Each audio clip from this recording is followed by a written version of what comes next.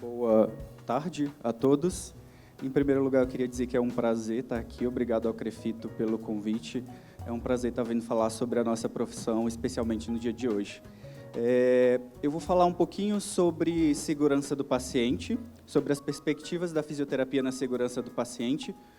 Hoje em dia, um fisioterapeuta já pode trabalhar, temos alguns fisioterapeutas que trabalham exclusivamente com isso, mas o que eu trouxe aqui para falar um pouquinho para vocês é sobre o que seria importante todos os fisioterapeutas saberem sobre isso, assim, alguns pontos importantes que eu queria que vocês pensassem depois de hoje. Então, antes de começar, eu queria que vocês fazer 3 perguntas para vocês, tá? Primeiro, se vocês acham que a assistência fisioterapêutica ela pode causar algum dano para o paciente, se a gente pode causar algum dano durante a nossa assistência. Segundo, se os riscos de dano ao paciente durante a assistência em saúde em geral, se eles podem ser gerenciados, se a gente pode fazer alguma coisa para reduzir esses danos.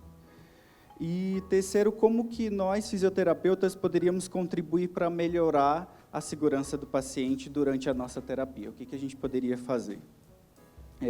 E é mais ou menos sobre esses 3 pontos que eu vou falar hoje. Então, assim, toda e qualquer intervenção que é realizada na área de saúde, ela tem um objetivo. Então, por exemplo, se um paciente é colocado em ventilação mecânica invasiva, você quer melhorar a troca gasosa, dar conforto para o paciente, tem alguns objetivos específicos. Se você faz uma terapia de mobilização precoce, tira esse paciente do leito o mais rápido possível, você quer diminuir a disfunção desse paciente, diminuir o tempo de internação dele no hospital e melhorar a condição dele para alta, né? No entanto, algumas vezes a gente pode ter outros resultados que não eram os objetivos iniciais, né? Então, durante a ventilação mecânica invasiva, uma manobra de recrutamento alveolar poderia resultar num pneumotórax. A gente, durante a mobilização precoce do paciente, tira ele para caminhar pelo hospital, esse paciente pode evoluir com um episódio de queda, pode gerar uma fratura. Então, esses são resultados que eu não queria. São danos que a gente causa ao paciente. Sempre que a gente tem um comprometimento de estrutura ou perda de função, a gente tem um dano.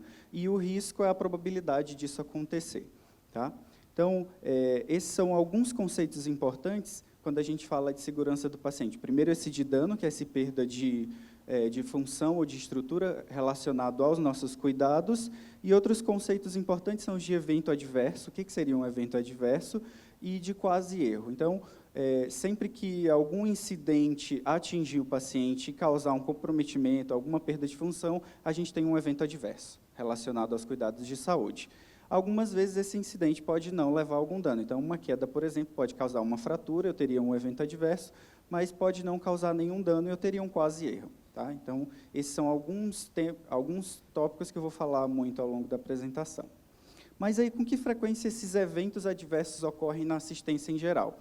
A gente tem vários estudos que estudam isso, e aqui a gente consegue ver essa incidência dos eventos adversos, e a gente percebe que isso varia muito. Isso pode ser de 0,1% até 65%, depende do tipo de intervenção que eu estou avaliando, dos conceitos que eu utilizei. Mas o mais importante disso é que esses estudos mostram que até 35% dos eventos adversos que ocorrem durante a assistência em saúde, eles poderiam ser evitáveis. Então, a gente pode fazer alguma coisa para reduzir esse dano desnecessário para o paciente. E durante a fisioterapia, será que tem algum evento adverso? A gente pode causar algum evento adverso? Então, vamos supor que a gente vai fazer eletroestimulação num paciente que está em uma enfermaria, por exemplo. Provavelmente, todos nós sabemos as indicações, as contraindicações e os cuidados que a gente tem que ter durante a eletroestimulação. Isso já reduziria bastante o risco de ter algum evento adverso durante a nossa terapia. Mas será se você, como fisioterapeuta, sabe como limpar corretamente depois que utilizar aquele aparelho? Porque se você não limpa corretamente, isso pode transmitir alguma doença para o próximo paciente ou até comprometer o funcionamento do aparelho. E isso poderia gerar alguma lesão no paciente, algum evento adverso. Será se a gente sabe a última vez que esse equipamento passou por alguma manutenção? Tem algum risco de um paciente ter alguma lesão durante a utilização por uma falta de uma revisão preventiva nesse paciente? Então, eu acho que os fisioterapeutas, em geral, eles conhecem o tema de segurança do paciente, já ouviram falar, pensam em não causar dano durante a assistência, mas a gente não está ciente do real escopo que isso é, do que realmente são os eventos adversos, quais são os riscos que estão envolvidos na nossa terapia. Então, a gente precisa discutir um pouquinho sobre isso. A fisioterapia, como qualquer outra terapia, não está livre de causar danos. Então, qualquer terapia, qualquer terapeuta, por mais bem intencionado que seja, ele pode sim causar algum dano. A gente tem que perder essa cultura de que algum evento adverso é causa de um mau profissional. Não, muitas vezes é um bom profissional que está inserido num sistema caótico e acabou gerando aí causando um evento adverso. Mas o que eu acho é que na fisioterapia, se a gente pudesse representar isso, todos esses incidentes que ocorrem durante a assistência fisioterapêutica, a maior parte deles são quase erros. Então, a gente consegue avaliar bem o nosso paciente e, muitas vezes, interromper a nossa terapia antes que algum evento adverso realmente aconteça. Mas existe, sim, na fisioterapia, essa incidência de eventos adversos e alguns até por negligência. Tá?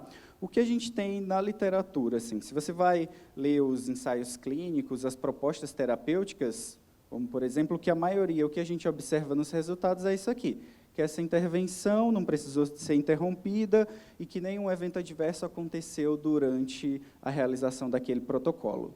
Mas será se isso, que é reportado nos ensaios clínicos, nos estudos, nas pesquisas clínicas em geral, será se isso realmente é o que vai acontecer na prática clínica? Então, quando a gente está falando do estudo, a gente está falando de um ambiente totalmente controlado, que tinha alguém lá só para aplicar essa terapia, que estava fazendo uma avaliação bem criteriosa. O que será que vai acontecer quando essa terapia for inserida num contexto maior, multiprofissional, em que o profissional tem vários pacientes para atender, tem várias coisas para avaliar? Qual que será que vai ser realmente a segurança do paciente durante a realização de todos esses protocolos que estão sendo propostos, né? Eu acho que a gente tem uma certa diferença. Nesse contexto de avaliar a segurança do paciente na prática clínica em si, a gente tem alguns estudos, eu acho que trouxe 2 aqui para vocês, que já são um pouquinho mais, não são tão recentes, mas que avaliavam isso. Então, a incidência de eventos adversos, de uma forma geral, sem olhar um ensaio clínico para um protocolo específico. Durante a assistência, o que acontecia? E nesse primeiro aqui, a gente tem uma avaliação de 27 notificações voluntárias. Aí a gente já tem um pouquinho de algum viés aqui, porque se você vê algum evento adverso, algum potencial evento adverso que não gerou nenhum dano para o paciente, muitas vezes, infelizmente, o profissional ele pode não reportar, por medo de ser repreendido ou alguma coisa do tipo. E o que a gente tem que olhar é que você tem que notificar sim, porque é dessa forma que a gente vai aprender. Tipo, o que aconteceu ali que poderia gerar um evento adverso e que a gente pode fazer de diferente para prevenir. Então, o que esse estudo observou que as principais alterações que acontecem durante a assistência fisioterapêutica são aí anormalidades, são alterações hemodinâmicas que podem evoluir sim para um evento adverso e principalmente durante a terapia com pressão positiva, tá? A incidência geral de eventos adversos em todas as intervenções foi até baixa, de 0,2 só por cento. Esse é um outro estudo que também avaliou interunidade de terapia intensiva, essa incidência de eventos adversos durante a fisioterapia, e, de novo, as principais alterações são essas alterações hemodinâmicas, e aqui a principal tipo de terapia foi nessa retirada do paciente do leito, principalmente na primeira vez. Mas outra coisa importante que a gente observa é que esses pacientes que têm algum evento adverso, eles ficam mais tempo internado no hospital e mais tempo internado na UTI. Então, isso impacta, sim, sobre o desfecho clínico no paciente. A gente precisa fazer alguma coisa para prevenir essas alterações que a gente pode estar gerando durante a nossa assistência. Tá? Eu sou fisioterapeuta lá do INCOI, e lá a gente tem desenvolvido alguns trabalhos para estudar a segurança do paciente. Esse é um deles em que a gente avaliou, a gente está observando todas as intervenções fisioterapêuticas que são realizadas na UTI por fisioterapeutas. A incidência, como esses outros estudos de eventos adversos, não é muito alta, mas o que chama atenção de novo é isso, que se a gente for olhar esse percentual de intervenções que gera algum evento adverso ou um potencial, na maior parte dos casos, ele é um evento que pode ser evitável. Tá? Então, assim, a gente precisa avaliar bem, a gente precisa conhecer o nosso paciente, essas situações de riscos, para tomar alguma atitude, alguma intervenção para melhorar a segurança do paciente. Tá? E aí, será se esses riscos em saúde, em geral, eles podem ser gerenciados? Assim, a gente pode fazer alguma coisa? O que a gente observa estudando segurança do paciente é que para um dano chegar ao paciente, ele, em geral, ele passa por várias barreiras. Tá? Então, se é exatamente o que eu falei para vocês, não é porque é um profissional bom, não é porque é um profissional ruim que causou algum dano. Não, para um dano chegar até um paciente, ele passa por barreiras organizacionais, de estrutura da unidade. Então, assim, são vários protocolos, várias barreiras que teriam que, teoricamente, prevenir essa incidência de eventos adversos, mas que, por várias falhas, ela acaba atingindo o paciente. Então, a gente tem o que a gente chama de um modelo de queijo suíço, em que a gente tem essas várias barreiras e cada uma delas tem o seu ponto forte e o seu ponto fraco, né? E alguma falha nessas barreiras faz com que o incidente chegue mais perto do paciente. Se um incidente passa por várias barreiras, ele acaba realmente chegando no paciente.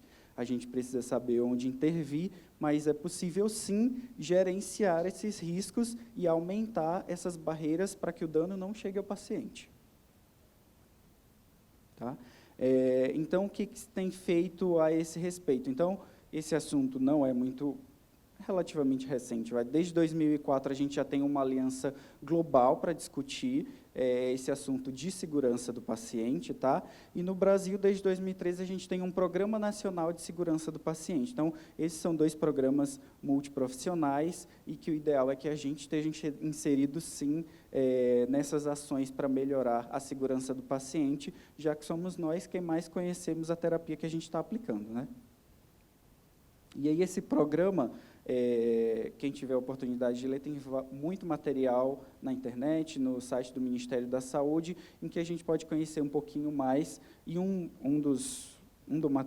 alguma das coisas que tem nesse site é esse esquema aqui conceitual de segurança do paciente. Tá? Então, a gente pode fazer uma intervenção, pensando em segurança do paciente, a partir do momento em que algum incidente ou que algum evento adverso ocorreu, e trabalhar em cima daquele evento adverso específico.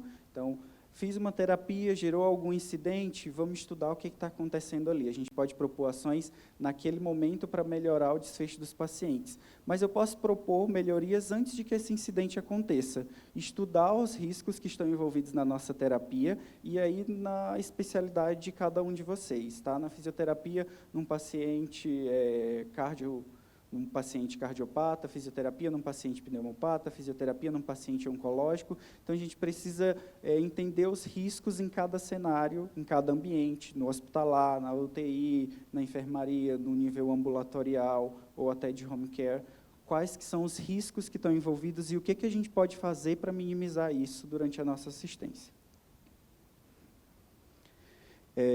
Pensando nisso, a gente ainda não tem muita coisa em fisioterapia. O que eu vou discutir aqui para vocês são algumas competências que se recomenda para profissionais de saúde de qualquer especialidade. Então, vamos discutir 6 competências que seriam importantes para todos os fisioterapeutas. Então, todos nós deveríamos pensar nessas 6 competências. Tá?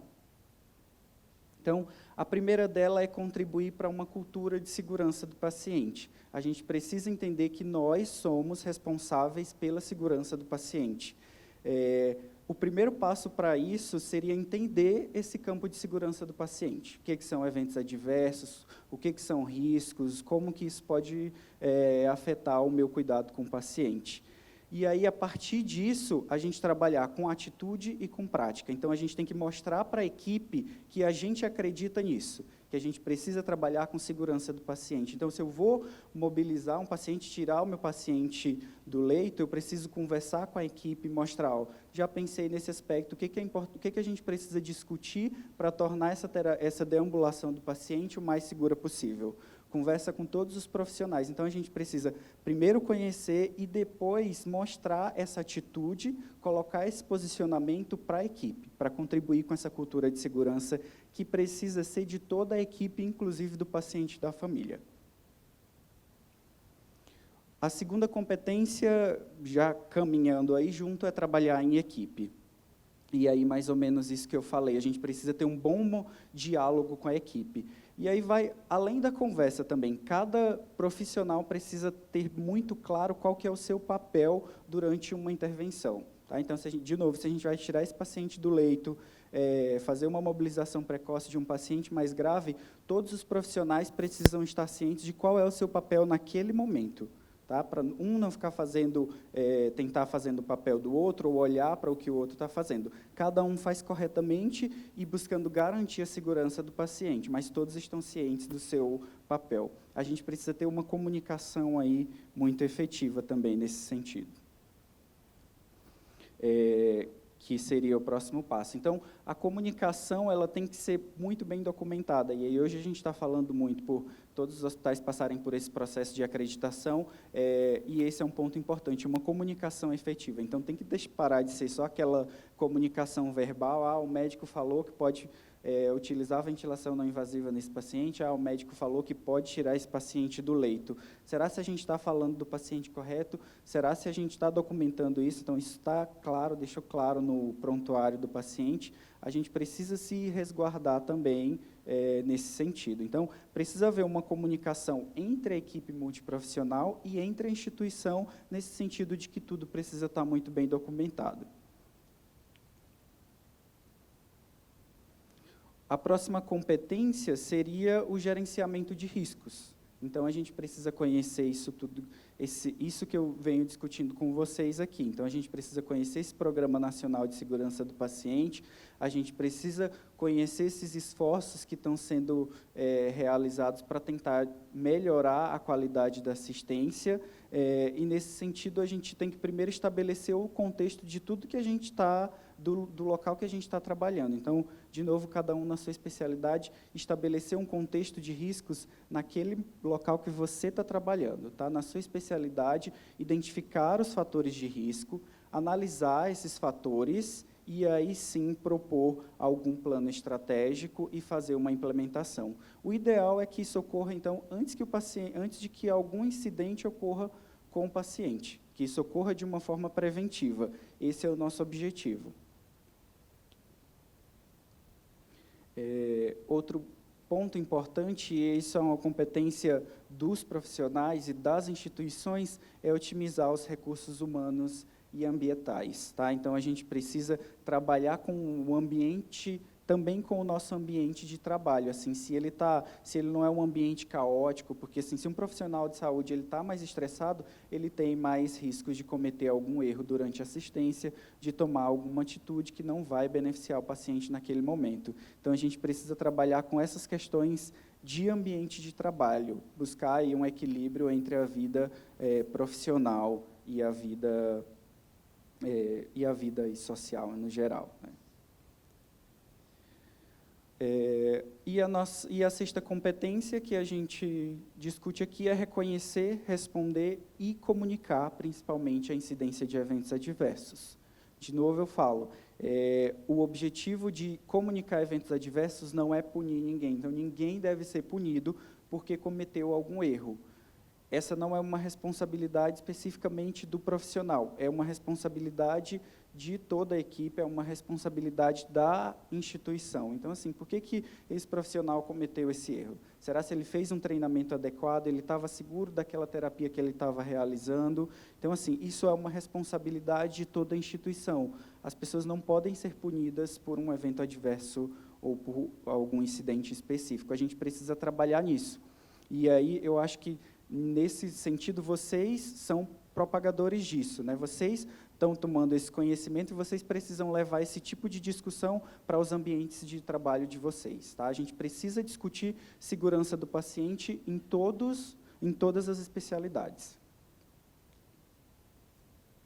E aí, quais são as perspectivas para a segurança do paciente, assim, na fisioterapia e nos serviços de saúde em geral? O que a gente pensa sobre segurança do paciente no futuro?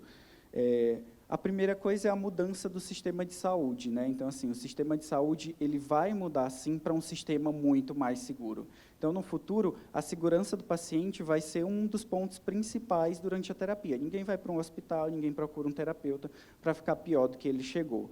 Então, a gente vai entender, enquanto equipe, que a segurança é uma prioridade e uma responsabilidade de todos os profissionais. Tá? A gente precisa trabalhar com isso, sim.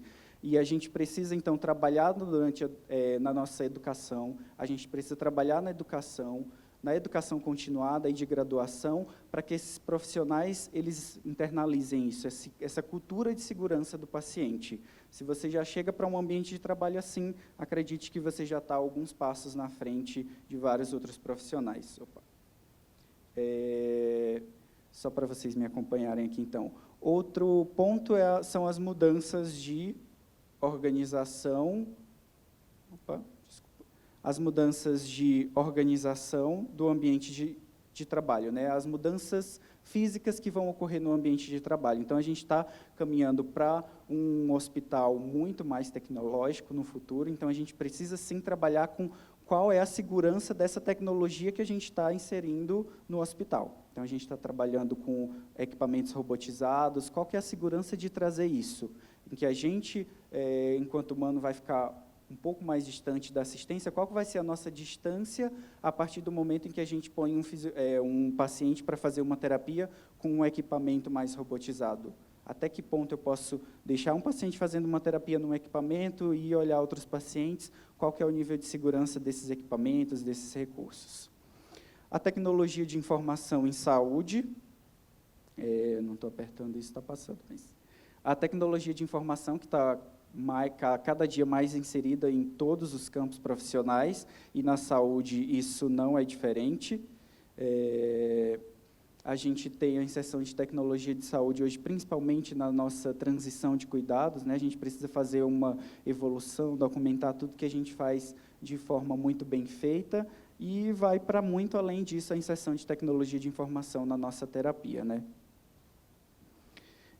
O cuidado centrado no paciente, então isso também tende a evoluir. Hoje a gente tem muito mais do que no passado um cuidado centrado no paciente, mas isso vai evoluir ainda mais para uma coisa além de ser só o que o paciente quer.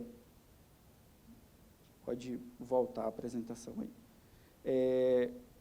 Então, o cuidado centrado no paciente, eu posso continuando aqui, ele vai evoluir para muito além do que o paciente quer e vai partir para algumas questões mais provocativas, além do que isso. O paciente ele vai estar inserido nesse cuidado, então o cuidado vai para além do hospital, além das clínicas, e então isso também tende a evoluir.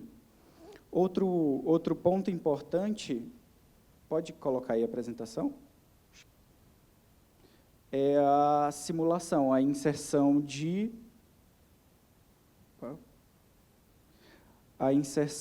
simulações na nossa terapia. Então, a educação vai passar por muitas mudanças. De novo, tanto a educação a nível de graduação, quanto a educação continuada, ela caminha muito para a utilização de simulações para o treinamento das equipes, para o treinamento dos profissionais, para treinamento dos estudantes. Então, simular todos esses ambientes, todas essas situações, antes de realmente chegar lá e trabalhar com o paciente. Isso, em teoria, melhora, sim, a segurança do paciente.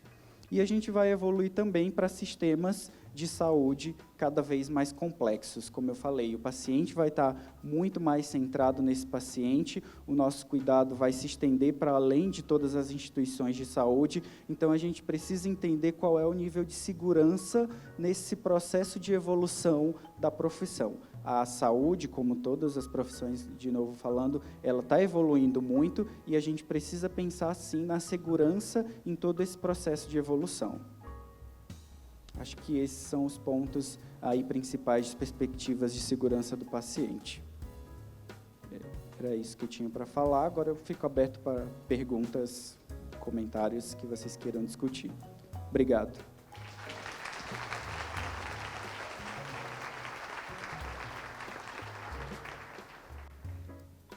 Alguém quer fazer alguma pergunta? Não? Obrigado, então. Mais uma vez, obrigado ao CREFIT pelo convite. É um prazer e parabéns a todos os fisioterapeutas.